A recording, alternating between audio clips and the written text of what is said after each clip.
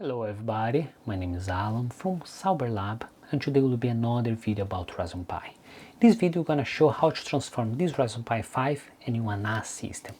And you're gonna ask, Alan, you already show lots of videos how I can transform my NAS or my Raspberry Pi in a NAS system. And answer, yes, I show you, but I never show using this small board. What is the difference for this board compared for anything else? First, you have a 4 SATA in the top, plus one SATA, which allowed you to have at least 5 hard drives connected for this, and different for the other boards, you can use directly the PCI Express. You don't have any USB to connect it.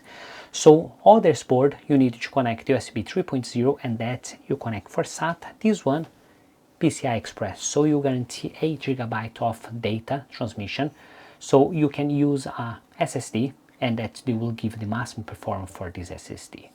So, if you like this idea and want to learn a little bit more about it, we're gonna show in this video, but first of all, don't forget to leave a like, consider subscribe for the channel if you're not subscribed, and let's understand a little bit more about it.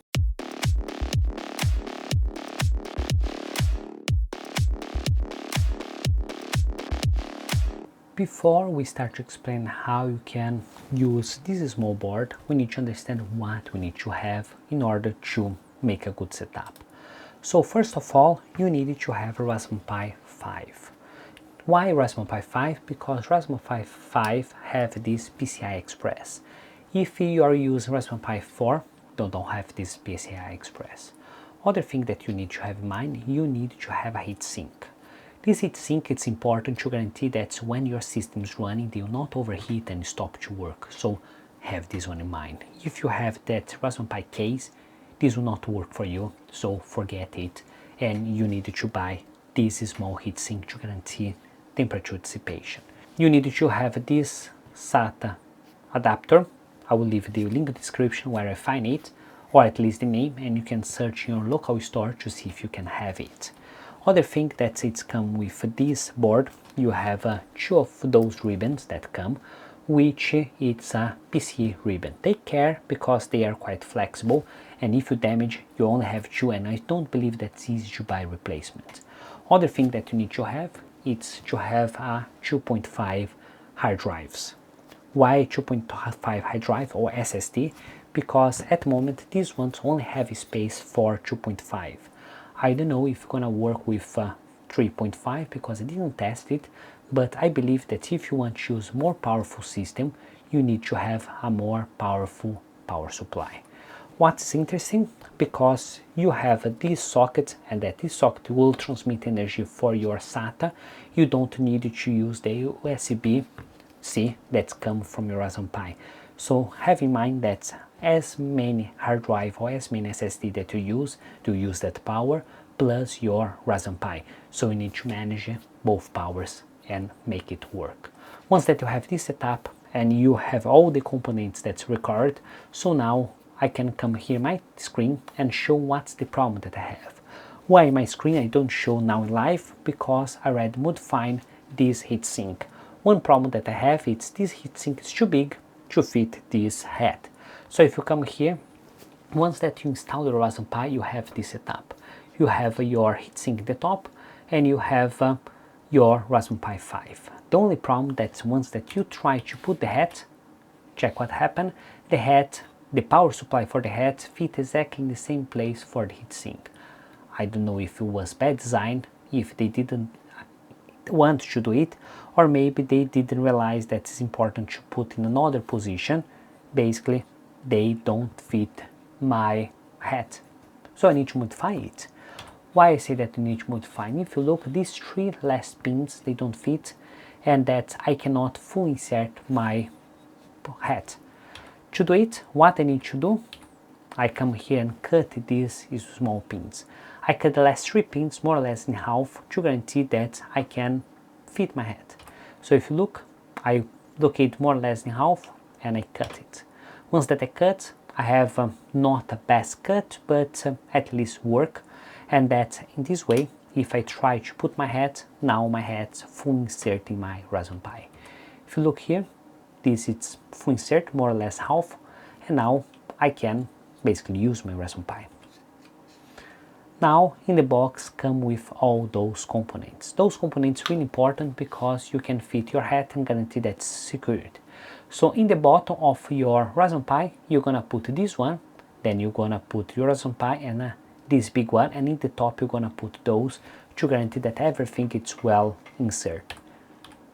So in this way will look like this. You're gonna have your small insert with the pin, you're gonna have another one in the top.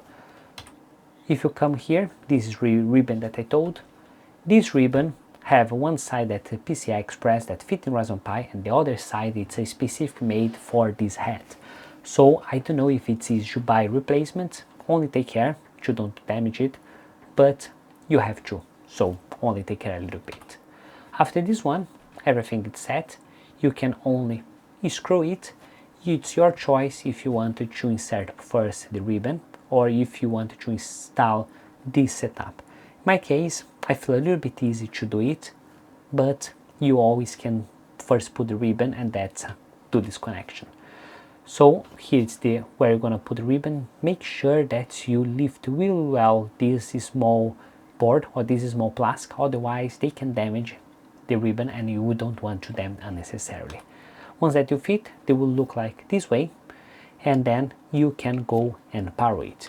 One thing that's interesting, it's they don't fit flat, so take care for don't bend too much this ribbon for don't damage it. Now you can see this board. I tried to record it, but it's not so great. This is that I have the pictures. As I told, you have your 1, 2, 3, 4 SATA, and you have more 1M SATA, so you already come in the box with a power.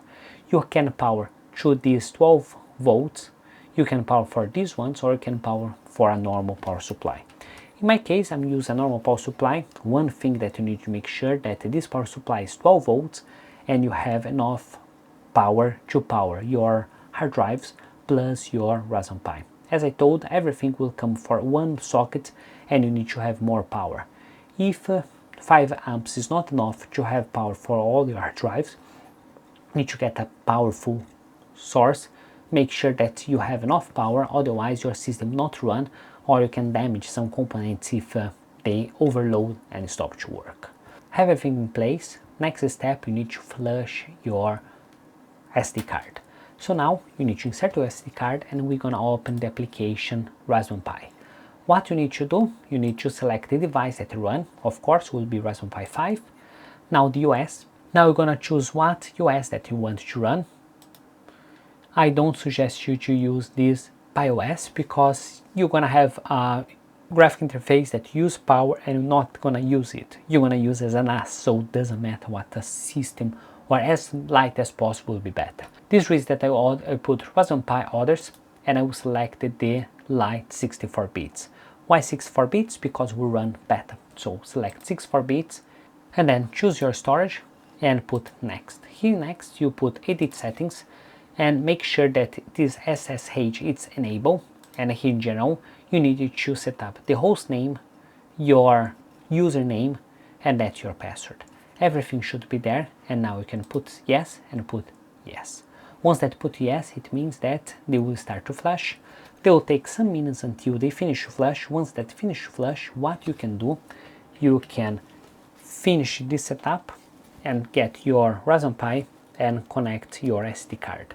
Once that everything is connected, everything set up, we can power on this Raspberry Pi. Please make sure that you use the network connection or at least USB with 2.5 GHz network adapter. Don't use Wi-Fi. Wi-Fi is never stable, never secure, so make sure that you use the best system that you can have, that will be cable. So then let's go and power this system up. Once that you power on your Raspberry Pi, this will take a couple of minutes for your system initializate. Look for your router or try to find what's the new IP address for this Raspberry Pi. In my case, the IP address for the Raspberry Pi will be 192.168.1.82. So in this way, I will put here and put open. Now I accept it and I will permit to make login. Remember that user and password that we set up in Edit. Yes, don't forget to log in with the same. So in my case will be Sauber, and my password, and here I have my Raspberry Pi. What I need to do, I need to update my system. To update my system, we'll put apt get update and put enter. Second thing that I need to do, I need to upgrade my system. So we'll put apt get upgrade yes. Once that this system is updated and upgrade, now I can choose what OS that I want to run to have my NAS. In my opinion, I prefer to use OpenMediaVault, so we're gonna show how you can install OpenMediaVault and use this system.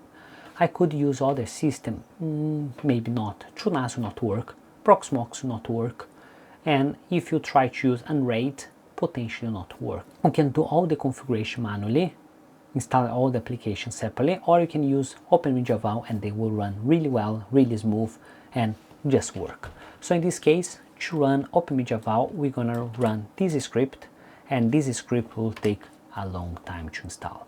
If I remember right, this script will take around 5 to 10 minutes to finish to install, so let's wait to install and that we can go for next step. So let's wait. Once that script finishes to run, your IP address will change, so make sure that you look for your route and look for the new IP address. In my case, my new IP address changed for final 84. So in this way, we can look for this IP address final 84, and now we have OpenMediaVault open. The first time that log in, you need to log in as admin, and we're gonna use the pass OpenMediaVault, and that you put login. So now we have our OpenMediaVault. First thing that I suggest you do is to change your password.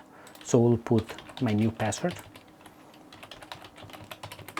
and save.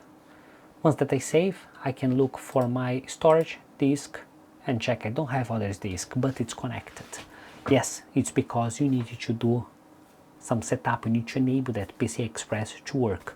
So in this way, what you need to do, you need to go to PuTTY and log into your server. So let's do it. Here my PuTTY, I will put 192.168.1.84, enter, and now I will log in as Sauber. So Sauber, the same user that I create and the same password. So first thing that I need to do, I need to check if I have connect my PCI card.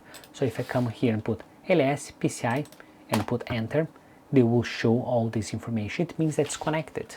But if you come here and run this one, ls plk and run, I don't have any other storage, any other thing set up in this.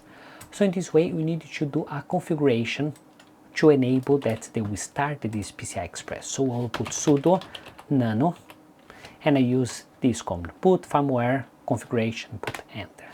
I go all the way down, and all the way down I will add this following information. So let's go all the way down and put dt para PCI Express 1, put Ctrl X, yes, enter. Now I need to restart my system, so I'll put sudo reboot. Now it'll take a couple of minutes to finish reboot. You know that everything's working. Once that you close here, and this page will be refreshed.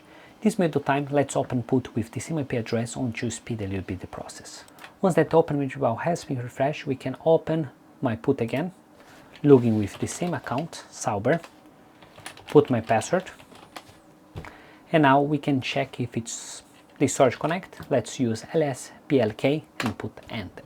Now if you look, there already appear my SDA, and this SDA have 1 terabyte, and now I have my SD card as well that have 32 gigabytes. So let's open my OpenMediaVault and see now if they located this storage. Once that looking in my OpenMediaVault, I can come here in storage, disk, and now I already have my second disk. And in this way, I have exactly the second storage that I was expecting. And if I started to add all the storage, the 5 that allowed me, I can start to do RAID.